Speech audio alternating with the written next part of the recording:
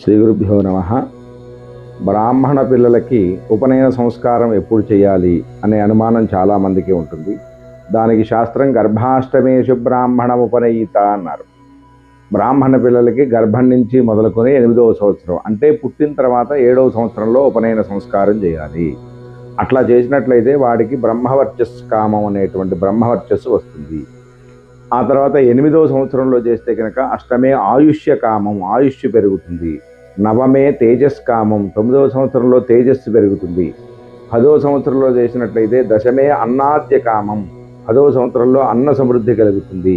ఏకాదశే ఇంద్రియ కామం, 11వ సంవత్సరంలో చేసినట్లయితే కనుక శరీర పుష్టి కలుగుతుంది. ద్వాదశే పశుకామం, 12వ సంవత్సరంలో ఉపనయన సంస్కారం చేస్తే పశు సమృద్ధి కలుగుతుంది అని ఇట్లా శాస్త్రం చెప్పబడి ఉంది. కానీ మనకి లోకంలో మాత్రం చాలామంది సరి సంఖ్యలో చేయాలండి, బేస్ సంఖ్యలో చేయకూడదండి, బేస్ సంఖ్యలో చేయాలండి, సరి సంఖ్యలో చేయగలండి అని ఇట్లా రకరకాలైనటువంటి మాటలు వినిపిస్తూ ఉంటాయి. అవన్నీ కూడా మనం నమ్మకూడదు.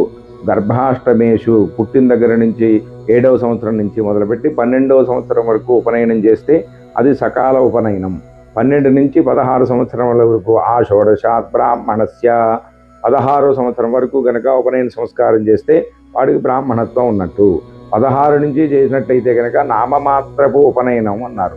చేయాలి కాబట్టి, తప్పదు కాబట్టి, చేయవలసినటువంటి పరిస్థితి వచ్చింది కాబట్టి ఉపనయనం చేయాలి.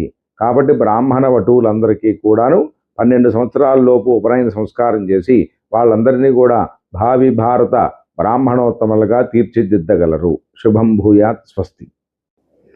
శ్రీ గురుభ్యో నమః. బ్రాహ్మణ పిల్లలకి ఉపనయన సంస్కారం ఎప్పుడు చేయాలి అనే అనుమానం చాలామందికి ఉంటుంది. దానికి శాస్త్రం గర్భాష్టమేషు బ్రాహ్మణ ఉపనయిత అన్నారు. బ్రాహ్మణ పిల్లలకి గర్భం నుంచి మొదలుకొని 8వ సంవత్సరం అంటే పుట్టిన తర్వాత 7వ సంవత్సరంలో ఉపనయన సంస్కారం చేయాలి. అట్లా చేసినట్లయితే వాడికి బ్రహ్మవర్చస్సు కామం అనేటువంటి బ్రహ్మవర్చస్సు వస్తుంది. ఆ తర్వాత 8వ సంవత్సరంలో చేస్తే కనుక అష్టమే ఆయుష్య కామం, ఆయుష్ పెరుగుతుంది. నవమే తేజస్కామం, 9వ సంవత్సరంలో తేజస్సు పెరుగుతుంది.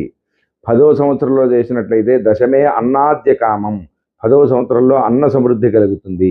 ఏకాదశే ఇంద్రియ కామం, 11వ సంవత్సరంలో చేసినట్లయితే కనుక శరీర పుష్టి కలుగుతుంది. ద్వాదశే పశుకామం, 12వ సంవత్సరంలో ఉపనయన సంస్కారం చేస్తే పశు సమృద్ధి కలుగుతుంది అని ఇట్లా శాస్త్రం చెప్పబడి ఉంది. కానీ మనకి లోకంలో మాత్రం చాలామంది సరి సంఖ్యలో చేయాలండి, బేస్ సంఖ్యలో చేయకూడదండి, బేస్ సంఖ్యలో చేయాలండి, సరి సంఖ్యలో చేయగలండి అని ఇట్లా రకరకాలైనటువంటి మాటలు వినిపిస్తూ ఉంటాయి. అవన్నీ కూడా మనం నమ్మకూడదు. గర్భాష్టమేషు, పుట్టిన దగ్గర నుంచి 7వ సంవత్సరం నుంచి మొదలు